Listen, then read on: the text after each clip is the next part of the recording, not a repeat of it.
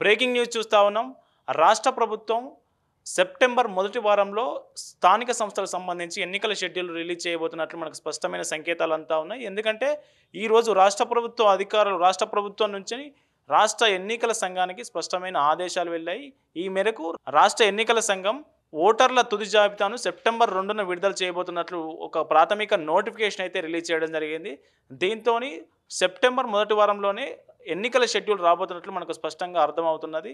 ఈ రిలీజ్ చేసినటువంటి నోటిఫికేషన్ ప్రకారం చూస్తే మనకు ఈ నెల 29న జిల్లా స్థాయిలో జిల్లా ఎన్నికల అధికారులు ఆధ్వర్యంలో ఆయా పార్టీల ప్రతినిధులతో సమావేశం అయితే జరపబోతున్నారు. దాంతోపాటు 30న ఆయా మండల స్థాయిలో ఎంపీడీఓలతో పార్టీలు ఏవైతే ఉన్నాయో దానికి సంబంధించి వాళ్ళ సమావేశం కాబోతా ఉన్నది. ఈ నెల 28 నుంచి 30 వరకు ఓటర్ల జాబితాపై ఇప్పుడున్న ఓటర్ల జాబితాపై ఏమైనా అభ్యంతరాలు ఉంటే స్వీకరించాలని రాష్ట్ర ఎన్నికల సంఘం నోటిఫికేషన్లో పేర్కొనడం జరిగింది. దీంతోపాటు సెప్టెంబర్ 2న ఓటర్ల తుది జాబితా ఆయా వార్డుల వారీగా గ్రామాల వారీగా ఓటర్ల తుది జాబితా ప్రకటించాలని నోటిఫికేషన్లో అయితే పేర్కొనడం జరిగింది. అయితే రాష్ట్ర ప్రభుత్వం ఇప్పటి వరకు బీసీలకు చట్టబద్ధంగా 42% స్థానిక సంస్థల్లో రిజర్వేషన్లు అమలు చేయాలని ఇంతకాలం వేచి చూస్తూ వచ్చింది.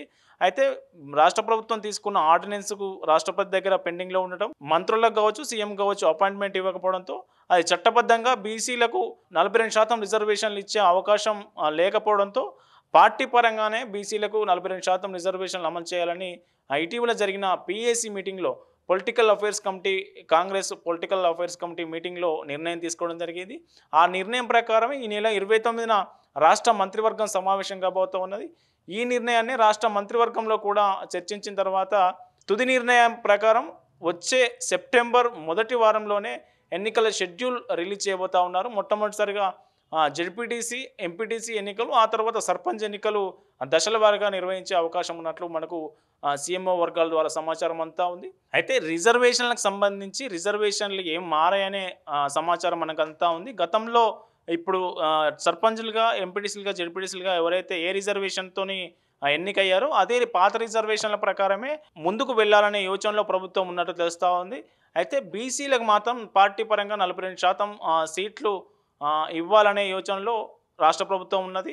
ఈ ప్రకారంగా ఒకవేళ బీసీలకు కనుక రాష్ట్ర ప్రభుత్వం 42% సీట్లు కేటాయిస్తే మెజారిటీ జడ్పీ పీఠాలపై బీసీలు ఈసారి ఎక్కువగా చైర్మన్లు, చైర్పర్సన్లు అయ్యే అవకాశం ఉన్నట్లు తెలుస్తూ ఉంది. అలాగే ఎంపీపీలు రాష్ట్రంలో ఉన్నటువంటి 560కి పైగా మండల ప్రజా పరిషత్తుల్లో ఈసారి బీసీలకు ఎక్కువగా ఎంపీపీలు అయ్యే అవకాశం ఉన్నట్లు మనకు రాష్ట్ర ప్రభుత్వం నిర్ణయం ద్వారా అర్థమవుతూ ఉన్నది. మొత్తానికి వచ్చే నెలలో సెప్టెంబర్ మొదటి వారంలో స్థానిక సంస్థల ఎన్నికల నగారా మోగబోతున్నట్లు మనకు స్పష్టంగా అర్థమవుతూ ఉన్నది. ఎన్నికల సంఘం రాష్ట్రంలో ఉన్నటువంటి ఎన్నికల సంఘం ఇప్పటికే ప్రాథమిక నోటిఫికేషన్ అయితే రిలీజ్ చేయడం జరిగింది. ఇప్పటికే అధికారులు అప్రమత్తంగా ఉండాలని, షెడ్యూల్ ఎప్పుడొచ్చినా నిర్వహించేందుకు అన్ని విధాల ఏర్పాట్లు చేసుకోవాలని ఎన్నికల సంఘం ఇప్పటివరకే అధికారులను ఆదేశించడం జరిగింది.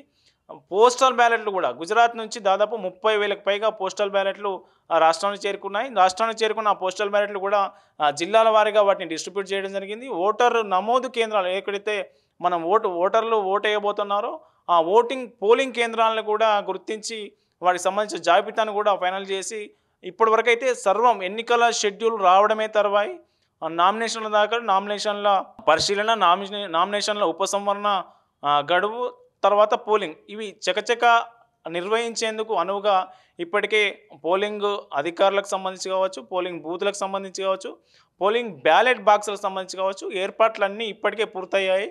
అయితే వర్షాకాల నేపథ్యంలో ఈ మొత్తం స్థానిక సంస్థల ఎన్నికలను 2 దశల్లో నిర్వహిస్తారా లేదా 3 దశల్లో నిర్వహిస్తారా అనేది ఎన్నికల షెడ్యూల్ విడుదలైతేనే మాత్రమే మనకు స్పష్టత వచ్చే అవకాశం ఉన్నది. ఆ లోపు ఎన్నికల అధికారులు అయితే ఏర్పాట్లపై నిమగ్నమయ్యన్నారు. అయితే మొదటగా ఓటర్ జాబితా ఒకటి ఫైనల్ అయితే మిగతా ఏర్పాట్లన్నీ ఇప్పటికే కంప్లీట్ అయినాయి కాబట్టి ఓటర్ల జాబితా ఒకటి ఫైనల్ కావాల్సి ఉన్నది. అట్లాగే ప్రభుత్వం ఇచ్చే ఆదేశాలతో రాష్ట్ర ఎన్నికల సంఘం సెప్టెంబర్ ఏ తేదీన ఎన్నికల షెడ్యూల్ ప్రకటిస్తుంది అనేది ఉత్కంఠభరితంగా ఉందని చెప్పవచ్చు.